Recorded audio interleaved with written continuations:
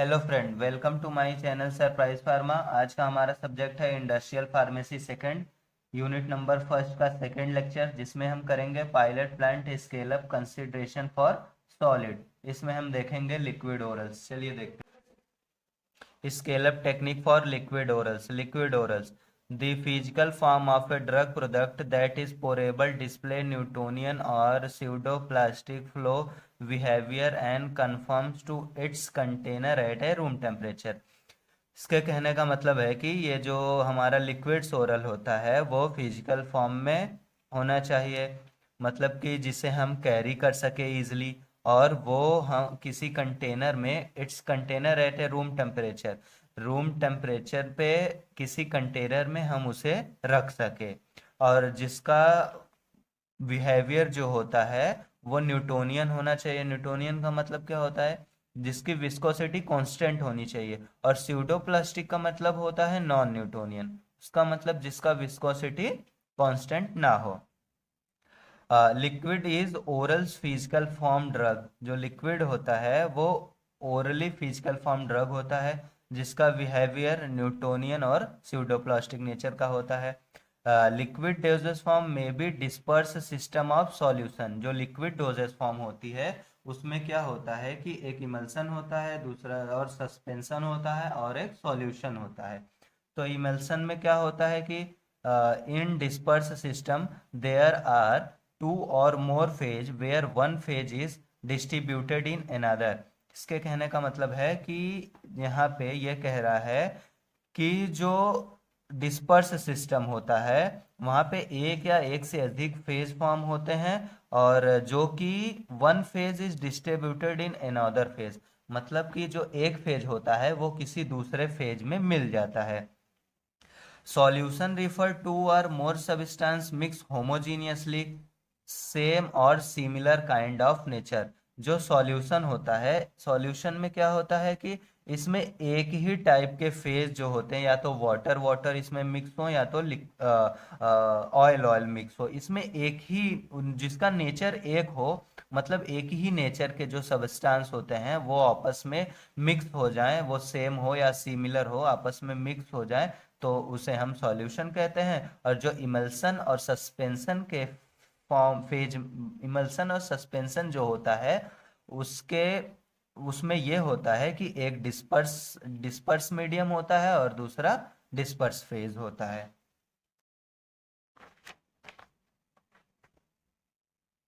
अब हम देखते हैं step of liquid manufacturing process. कौन कौन से प्रोसेस होते हैं लिक्विड मैन्युफैक्चरिंग के लिए? अब प्लानिंग ऑफ मटेरियल रिक्वायरमेंट, कि मतलब हमें लिक्विड ओरल प्रिपरेशन बनाने के लिए क्या क्या रिक्वायरमेंट होती है, उसकी हम पहले प्लानिंग करते हैं। व्हाट मटेरियल इज रिक्वायर, कौन सा मटेरियल हमें रिक्वायर चाहिए, और उसकी how much material is require, उसका क्या अमाउंट चाहिए, और उसकी क्या क्वांटिटी चाहिए, वो उस क्वालिटी, उसकी क्या क्वालिटी मेंटेन होनी चाहिए कि ये जो रॉ मटेरियल हम ले रहे हैं ये इस क्वालिटी का होना चाहिए, और उसे हम स्टोरेज कैसे करेंगे ये भी होना चाहिए। अब लिक्विड प्रिपरेशंस में क्या देखते हैं?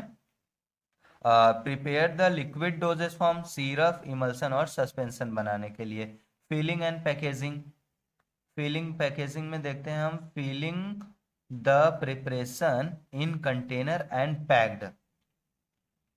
जो फिलिंग होती है वो एक प्रॉपर प्रिपरेशन पे और एक प्रॉपर कंटेनर में पैक्ड होना चाहिए। और उसकी जो क्वालिटी एश्योरेंस है ये क्या होता है कि टेस्टिंग ऑफ प्रिपेयर्ड डोज और डोजेस फॉर्म, कि जो भी हम लिक्विड ओरल डोजेस फॉर्म या लिक्विड ओरल प्रिपरेशन बना रहे हैं तो उसकी टेस्टिंग होगी कि जो इसकी क्वालिटी है, जो हमें क्वालिटी चाहिए वो मेंटेन्ड है या नहीं है। Critical aspects of liquid manufacturing. Critical aspects miss होता है कि जहाँ प्रोडक्ट खराब हो सकता है। ऐसे हमें यहाँ नहीं मैन्युफैक्चर करना चाहिए कि जहाँ हमारा प्रोडक्ट खराब हो सके। क्या क्या उसके एस्पेक्ट्स होते हैं, क्या क्या उसके क्रिटिकल एस्पेक्ट्स होते हैं किसके? लिक्विड ओरल प्रिपरेशंस के। अब हम देखते हैं फिजिकल प्लांट क्या होता है, इसमें क्या कहते हैं, क्या करते हैं कि जब भी हम कोई लिक्विड ओरल प्रिपरेशंस बनाते हैं तो हम उसमें देखते हैं कि जैसे कितना प्रॉपर में मिक्सिंग कितने पे चाहिए, क्या टेम्परेचर चाहिए हमें, कितना हीट चाहिए, क्या वेंटिलेशन चाहिए, कि जो हमारा रूम टेम्परेचर हो वो कितना होना चाहिए। मतलब जितना रिक्वायरमेंट है उससे ज़्यादा हो जाएगा फिर भी हमारा जो लिक्विड ओरल प्रिपरेशन है ख़राब हो जाएगा, अगर कम हो जाएगा माइनस में हो जाएगा फिर भी हमारा लिक्विड प्रिपरेशन ख़राब हो जाएगा। तो उसमें हम देखेंगे हीटिंग, वेंटिलेशन देखेंगे, and air controlling system. The effect of long processing time at suboptimal temperature, जो भी टेम्परेचर है वो मेंटेन होना चाहिए, should be consider its term of consequence of a physical of chemical stability. और ये किसके बेस पे हमें देखना चाहिए कि उसकी जो फिजिकल और केमिकल स्टेबिलिटी है किसकी, इंग्रेडिएंट की, प्रोडक्ट बनाने के लिए वो सही है या नहीं सही है, उसका जो फिजिकल फॉर्म है या उसमें जो हीटिंग है वेंटिलेशन है वो एक प्रॉपर वे में हो रहा है कि नहीं। अब हम देखते हैं कि फिजिकल प्लांट के लिए क्या कौन कौन से पैरामीटर हमें कंसीडर करने चाहिए, किसके लिए, सॉल्यूशन के लिए, सिरप बनाने के लिए। जैसे हम देखते हैं कि टैंक साइज, टैंक का डायमीटर क्या होना चाहिए कि हम पहले तो बहुत ही स्मॉल में बनाएंगे। जैसे कि पहले हम pilot plant scale up technique जो फर्स्ट लेक्चर में देखे थे, उसमें क्या है कि जैसे हम चाय बना रहे हैं, चाय बना रहे हैं तो 10 लोगों का बना रहे हैं, पहले हमें सीखना होगा कि एक लोगों का चाय बनाने के लिए क्या क्या रिक्वायरमेंट होता है, कितने अमाउंट में रिक्वायर होता है। अगर हम एक का जान गए तो उसमें मल्टीप्लाई हम 10 कर देंगे तो हम इक्वल टू निकल जाएगा। तो हम यही देखेंगे इसमें भी सेम कि जो हमारा टैंक का साइज है, टैंक की साइज कितनी होनी चाहिए, इम्पेलर टाइप क्या होना चाहिए, मतलब जो मिक्सिंग के लिए हमें इम्पेलर की आवश्यकता होती है उसका कौन कौन सा टाइप होना चाहिए, और इम्पेलर की डायमीटर क्या होना चाहिए, और उसका रोटेशनल स्पीड क्या होना चाहिए कि ये इतने नंबर ऑफ स्पीड पे आरपीएम पे रोटेट करेगा तब जाके इसके लिए सिरफ के लिए ये सही रहेगा। नंबर ऑफ इम्पेलर, बहुत सारे इम्पेलर्स इतने होते हैं कि उसमें एक कहीं 2 लगा होता है, किसी में 4 लगे होते हैं, किसी में 5 लगे होते हैं। ये इम्पेलर है जो कि इस रोटेशन में घूमता रहता है और जो भी हमारा लिक्विड फॉर्म होता है और उसमें मिक्स होता रहता है। मिक्सिंग कैपेबिलिटी, इम्पेलर की मिक्सिंग कैपेबिलिटी क्या है, वो कितने अमाउंट में मिक्स कर रहा है और कितने स्पीड में मिक्स कर रहा है। Clearance between impeller blade and wall of mixing tank. Clearance मतलब ये क्या कह रहा है कि जो हमारा इम्पेलर का ब्लेड है और जो कि वॉल मिक्सिंग टैंक है उसके बीच में कितनी कितना स्पेस है, कितना क्लियरेंस है, वो एक दूसरे से आपस में टकराएगा तो नहीं, वो भी हम देखेंगे। और height of field volume in tank, मतलब कि कितना हम वॉल्यूम में टैंक में हम कितना वॉल्यूम फिल कर सकते हैं ज़्यादा से ज़्यादा। और फिल्ट्रेशन इक्विपमेंट देखेंगे, ट्रांसफर सिस्टम कैसा है वो भी हम देखेंगे। फॉर सस्पेंशन के लिए, सस्पेंशन के लिए क्या है कि time and temperature require for hydration of suspending agent, suspending agent के लिए कितना टाइम और टेम्परेचर रिक्वायर्ड है वो भी देखना बहुत ही आवश्यक है, बहुत ही इंपॉर्टेंट है। मिक्सिंग स्पीड क्या है, अगर मिक्सिंग स्पीड जो है अगर वो हाई हो गई तो उसमें क्या हो जाएगा, जो भी हमारा चेम्बर है उसमें एयर का इंट्रैपमेंट हो जाएगा, मतलब बहुत ज़्यादा एयर उसमें आ जाएगा। अगर उसमें एयर आ गया तो जो हमारा मतलब जो सिरप बन रहा है या लिक्विड ओरल प्रिपरेशन बन रहा है तो वो एक प्रॉपर वे में नहीं बनेगा। Selection of equipment according to batch size, जो भी हमारा इक्विपमेंट है हम उसको बैच साइज से ही करेंगे। जैसे हम 500 ml बना रहे हैं तो ये नहीं कि हम जो हमारा बैच साइज है, बैच साइज जो हमारा, जैसे हम 500 ml बना रहे हैं बैच साइज और जो हमारा इक्विपमेंट है हम उसे 1000 ml का ले लिए, उससे भी एक बहुत बड़ा इम्प्योरिटी या एरर आने का चांस रहता है।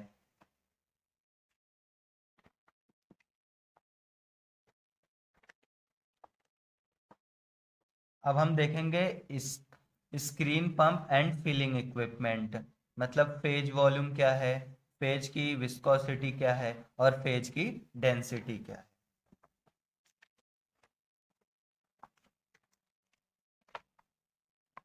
Formulation aspects of oral liquid, मतलब ओरल लिक्विड को खराब होने से बचाने के लिए हम कौन कौन से उपाय कर सकते हैं, किसका किसका हम प्रयोग कर सकते हैं, यूज कर सकते हैं। सस्पेंशन के लिए देखते हैं, तो सस्पेंशन का पर्पस क्या है और उसमें एजेंट हम कौन सा यूज कर रहे हैं। तो पहले हम करेंगे facilitating connection between API and vehicle. API और व्हीकल में जो कनेक्शन है एक दूसरे में, उसको हम प्रॉपर करने के लिए वेटिंग एजेंट का यूज करेंगे।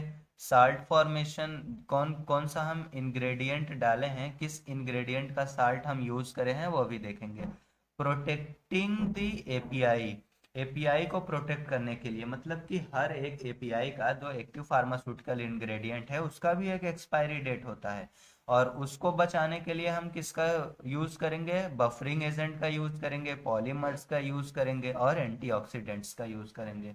और मेंटेनिंग द सस्पेंशन अपीयरेंस, मतलब कि जो भी हमारा लिक्विड ओरल प्रिपरेशन बन रहा है, जो हमारा सस्पेंशन बन रहा है, तो उसका जो अपीयरेंस है, जो देखने में वो कैसा लग रहा है, उसको कैसे हम मेंटेन करेंगे, मतलब कि वो देखने में खराब ना हो। जैसे कि कोई भी हम सिरप बना रहे हैं, उसमें डी फ्लॉक्यूलेशन, मतलब डी फ्लॉक्यूलेशन नहीं होना चाहिए, जिससे कि जो हमारे फ्लॉक्यूलेट्स होते हैं वो नीचे नहीं बैठने चाहिए उसमें। तो उसमें हम सस्पेंडिंग एजेंट डाल देंगे और फ्लॉक्यूलेटिंग एजेंट डाल देंगे, जिससे कि वो हमारा डी फ्लॉक्यूलेट नहीं होगा। अब हम देखते हैं मास्किंग द अनप्लीजेंट टेस्ट। ये क्या होता है कि बहुत सारी ऐसी ड्रग्स होती हैं जिनका टेस्ट जो होता है वो बहुत ही कड़वा होता है, अनप्लीजेंट होता है, जो कि अच्छा नहीं लगता। उसके लिए हम क्या कर सकते हैं कि स्वीटनर्स मिलाते हैं और फ्लेवरिंग एजेंट। ये ज़्यादा से ज़्यादा हम किस में करते हैं, जो चिल्ड्रंस की मेडिसिन होती है उनके सिरप में, जैसे ऑरेंज, ऑरेंज का मिला दिए, और ऑरेंज फ्लेवर मिला दिए और मैंगो फ्लेवर मिला दिए, जिससे कि बच्चों को अच्छा भी लगता है और वो वहाँ पे उसका जो अनप्लीजेंट मास्क है वो भी प्रॉपर वे में हो जाता है। अब इमल्सन देखते हैं, इमल्सन में क्या होता है। इमल्सन में भी हम वही देखेंगे कि किससे इमल्सन हमारा खराब ना हो सके, कौन कौन सा हम एजेंट का यूज करेंगे। अगर हम पर्पस देखते हैं और एजेंट देखते हैं, क्या पर्पस होता है, पार्टिकल साइज। अगर हमारे इमल्सन का जो पार्टिकल साइज है वो बहुत ज़्यादा हो जा रहा है, बहुत ज़्यादा होने से क्या होता है कि उसमें हम सॉलिड पार्टिकल जो होता है उसका, उस सॉलिड पार्टिकल्स को मिलाएंगे और ड्रॉपलेट्स पार्टिकल को मिलाएंगे, जिससे कि हमारे वो पार्टिकल के साइज को स्मॉल कर देगा।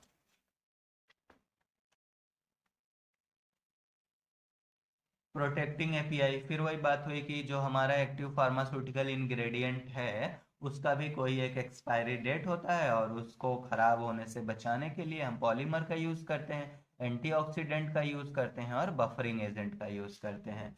और फिर उसके अपीयरेंस को मेंटेन करने के लिए कलर मिलाते हैं कि वो अच्छा दिखे, मल्सीफाइंग एजेंट मिलाते हैं, पेनिट्रेशन इन्हांस करने के लिए भी पेनिट्रेशन इन्हांसर मिलाते हैं और जीलिंग मिलाते हैं। इसमें क्या होता है, टेस्ट के जो कि उसका अनप्लीजेंट टेस्ट है उसको हम मास्क करने के लिए, उसको कम करने के लिए स्वीटनर एजेंट मिलाते हैं और फ्लेवरिंग एजेंट मिलाते हैं। और वही हम देखते हैं सॉल्यूशन, सिरप के लिए क्या करते हैं, सेम प्रोसेस सिरप के लिए भी होता है। उसका पर्पस देख लेंगे, उसका एजेंट देख लेंगे, जो भी हमारा एक्टिव फार्मास्यूटिकल इंग्रेडिएंट का उसको प्रोटेक्ट करना हो उसका भी कोई एक एक्सपायरी डेट होता है, तो उसको प्रोटेक्ट करने के लिए हम बफरिंग एजेंट और एंटीऑक्सीडेंट और प्रिजर्वेटिव्स मिलाते हैं। जैसे प्रिजर्वेटिव्स में एग्जांपल हो गया वेंजल कोलियम क्लोराइड। और देख लेते हैं कि मेंटेनिंग द अपीयरेंस, उसके अपीयरेंस को मेंटेन करने के लिए कि वो देखने में कैसा लग रहा है, उसमें कलर होना चाहिए अच्छे से और स्टेबलाइजर होना चाहिए, को सॉल्वेंट, एंटी माइक्रोबियल प्रिजर्वेटिव्स मिलाते हैं कि जो भी हमारा सिरप है उसमें कोई माइक्रोबियल कंटामिनेशन तो नहीं हो गया है। और टेस्ट को मास्क करने के लिए स्वीटनर्स मिलाते हैं या तो फ्लेवरिंग एजेंट मिलाते हैं।